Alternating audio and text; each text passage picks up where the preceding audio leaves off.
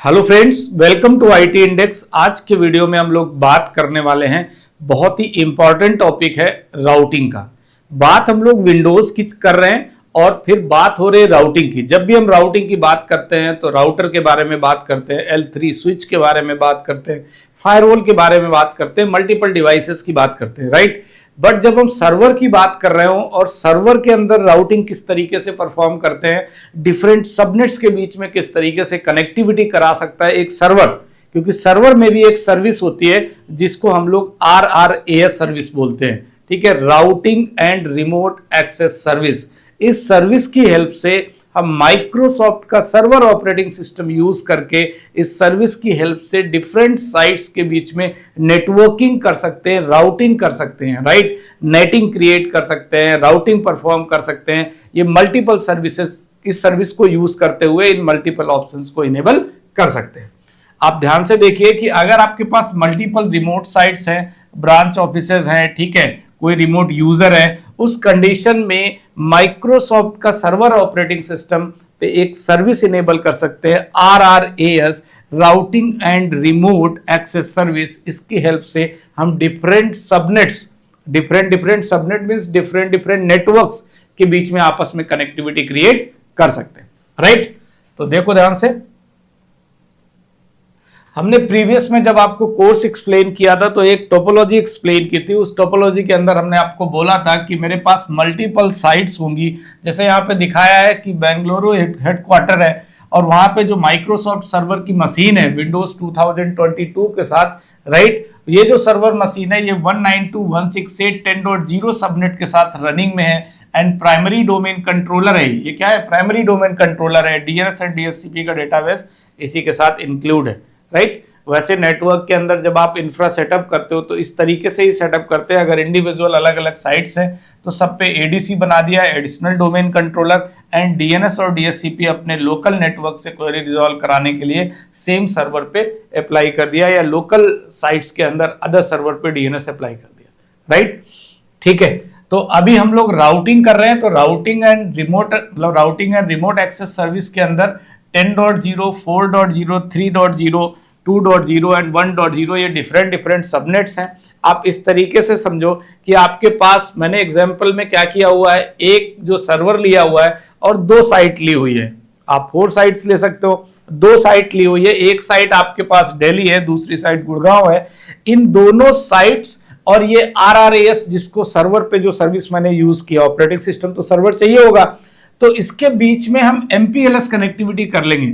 जब किसी 2 remote branches के बीच में हमें प्राइवेट कनेक्टिविटी करनी होती है तो अपने पास एक ऑप्शन होता है, नेटवर्किंग के लोगों को अच्छे से पता होगा कि हम MPLS कनेक्टिविटी कर लेते हैं, मींस सर्विस प्रोवाइडर के थ्रू MPLS कनेक्शन ले लेते हैं।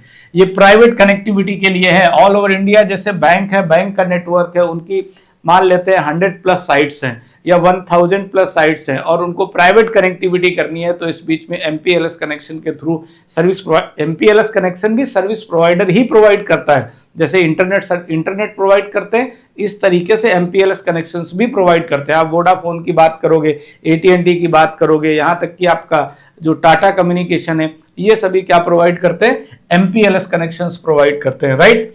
तो आप ये मान के चलो कि आपके पास जो मल्टीपल 2 साइट्स हैं, इनके बीच में MPLS के through point two point connectivity हो जाती है, राइट। जैसे ही पॉइंट टू पॉइंट कनेक्टिविटी होती है, बट प्रॉब्लम यह है कि हमने यहाँ पे राउटिंग के लिए RRAS की सर्विस यूज की है, राउटर यूज नहीं किया हुआ है, राइट। कौन सी सर्विस यूज की है? RRAS की सर्विस।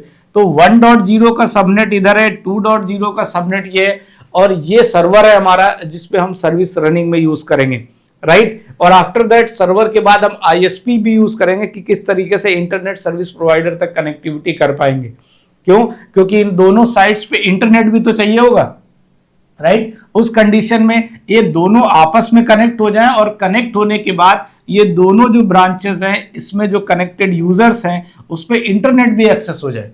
तो इंटरनेट एक्सेस करने के लिए जो ट्रैफिक होगा वो फाइनली सर्वर के थ्रू कहां जाएगा? ISP के लिए। तो उसमें सर्वर पे ही हम लोग राउटिंग इनेबल करेंगे, राइट, और नेटिंग भी इनेबल कर सकते हैं सर्वर पे। ओके, तो आगे बात करते हैं। इसी टोपोलॉजी के अंडर में हम लोग काम करेंगे, इसी डायग्राम को फॉलो करते हुए काम करेंगे। तो जब भी फर्स्ट टाइम आपके पास जो ऑपरेटिंग सिस्टम चाहिए वो कौन सा चाहिए, सर्वर ऑपरेटिंग सिस्टम चाहिए, उसके साथ साथ मल्टीपल एडेप्टर्स चाहिए। जैसे मैंने यहाँ पर 3 एडेप्टर लिखा हुआ है, मिनिमम 3 इसलिए लिखा हुआ है क्योंकि मेरे पास 2 साइट्स हैं, राइट। मैंने एक बोला है दिल्ली है, गुड़गांव, 2 साइट है और एक हमारा अपना सर्वर है। तो जो सर्वर है उसका अपना, उसको एक एडेप्टर चाहिए, लैन एडेप्टर, और एक साइट दूसरी साइट कैसे कनेक्ट करोगे? ये अगर सर्वर से आप 2 साइट कनेक्ट कर रहे हो तो सर्वर पे एडेप्टर कितने चाहिए? 3, एक अपना खुद का, राइट, और 2 किसके लिए चाहिए? साइट्स के लिए चाहिए। तो इसलिए बोला है कि मल्टीपल एडेप्टर्स आपको सर्वर मशीन पे ऐड करने पड़ेंगे, स्टैटिक आईपी एड्रेस असाइन करना पड़ेगा।